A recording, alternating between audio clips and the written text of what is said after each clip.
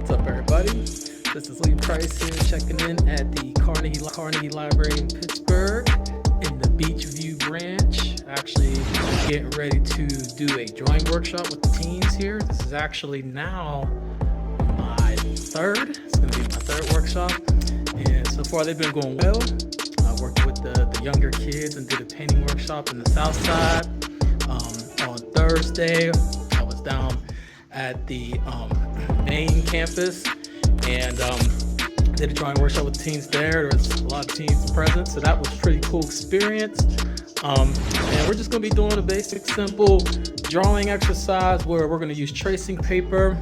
You can see here, I got some reference photos here that you can see of different folks. And basically what we do with those is use the tracing paper as an overlay and have them practice on, shading in dark areas, so you can start to see how you form portraits from focusing on shadows and highlights of the face.